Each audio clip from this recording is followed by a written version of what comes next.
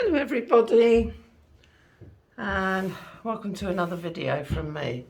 It's an extremely hot day here today. It's about 32 degrees Celsius. I can't remember what that is in Fahrenheit, but it's taken me all day to muster up enough energy to do anything. Right, what I'm talking about today comes about because one of our paid members, Kathy, asked, how did I make the rainbow headpiece? And I thought it would be a good idea to talk about how to use up scraps of cinnamon. So that's what we're going to be doing today. Now this is just a tiny pile of scraps that I amass over the years. And I'm going to be using some of these up today. I'm going to stick with the rainbow colour theme because I managed to find the colours for that. So, but remember, you can do this with any colour scraps. So we're going to make bias strips. Now bias strips tend to just be thought of as the edging or for doing whirly things, but you can do a lot more with them. Now, what I'm going to do before I do anything else is iron all these bits of scrap flat so I can cut them. Often you might have like a weird piece of scrap, but of course for this we've got to make sure that we can cut on the bias. So luckily I think there's just about enough of this violet. Now I'm going to use, if I can just grab it over there, a metal ruler to neaten up the edge there, a bit of chalk, and I want it about double the width of this ruler. So nice thing about chalk is you can brush it off afterwards. You probably won't see it very well on this thing, this collar. Ooh. So I'm going to cut that bit, and let's do another colour you might see a bit better, the blue. So I'm going to do the same again.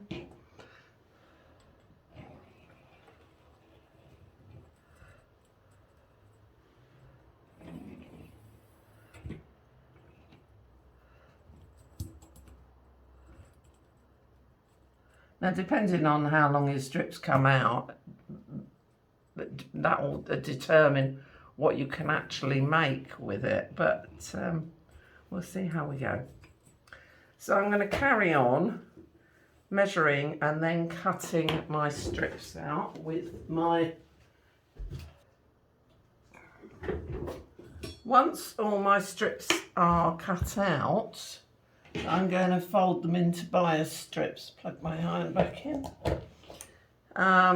So I want to fold over. Now some of this cinnamon is very soft, so I don't want to stretch it too much and pull it out of shape. So it might be a bit tricky. See how we get on with this one. If it goes too thin, I'll have to use a different design.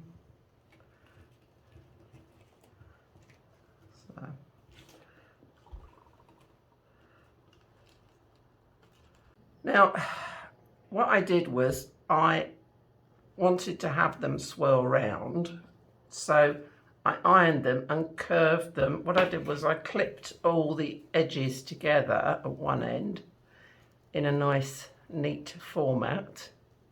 I left the raw edges till I'd decided where they were all going. And then I steamed them and swirled them around so that they would sort of stay roughly in the shape I wanted. But this time I'm going to do a different shape. So what I'm going to do is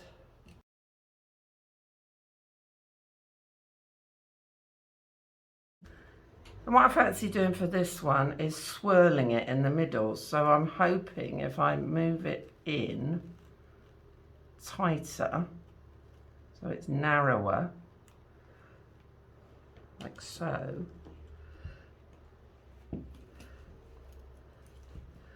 I can swirl it.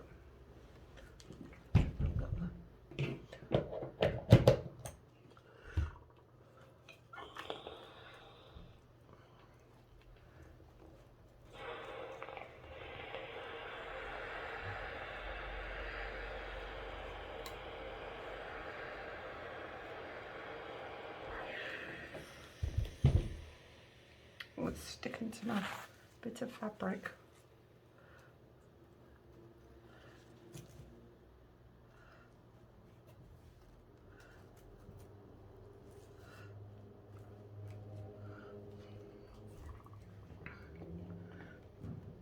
Ow.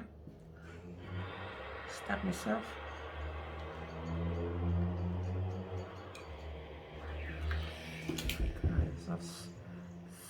Right, what I'm going to do is I want to cut this end like that. So I'm going to actually put a dab of glue under each colour just to keep these together while I play. So I'm going to put a weight on this side. That box will do.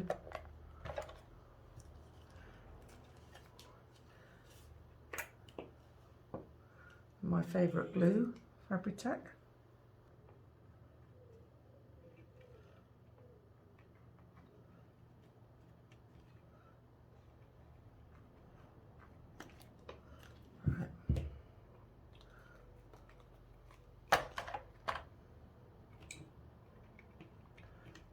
I'm going to arrange them where I want them.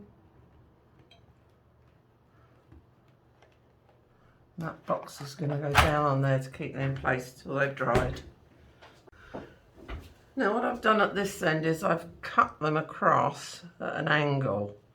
And what I need to do is I need to put some glue on there just to stop that edge from fraying and to keep it all together. Now, you know, some of you don't like using glue, that's fine, but there isn't really a way around it on this. If you don't use glue, you've got a risk of that edge fraying, so it's got to be done. So I just put a little dab all the way along.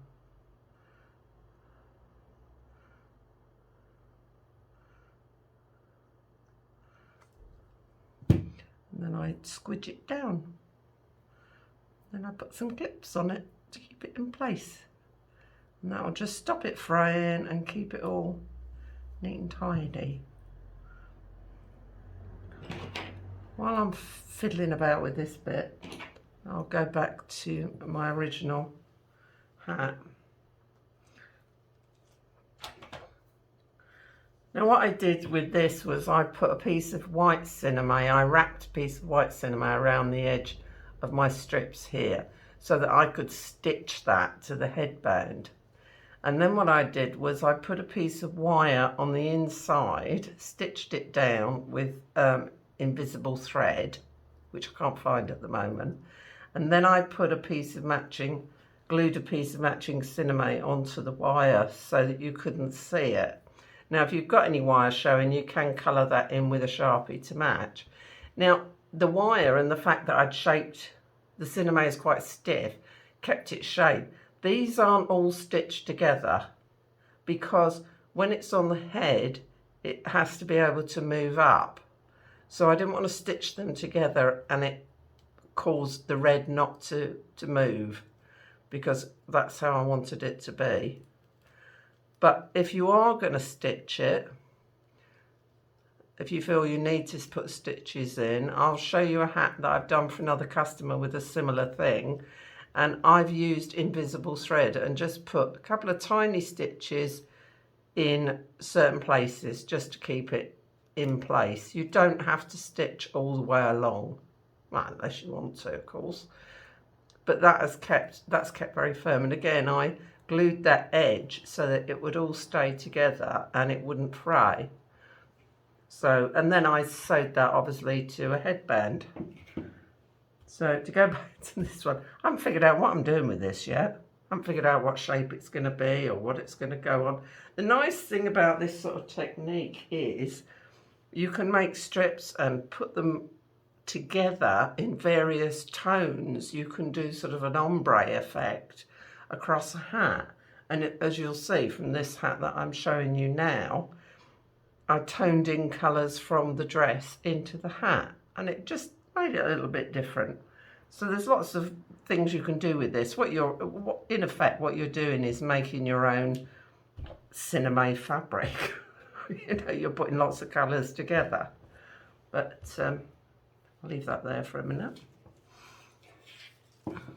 and get back to the other end.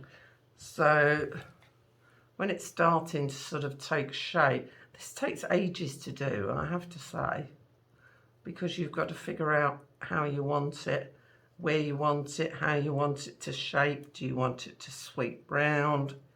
If so, again, you don't want to stitch anything in place until you've decided how it's going to be. So I'm thinking I might have a sweep round, and I might have another sweep, or I might sweep down and go up. I haven't really decided yet. But this just shows you, you know, the fact that you can use lots of bits of cinema, scraps up, as long as you can cut a bias strip, put them together and do unusual things with them.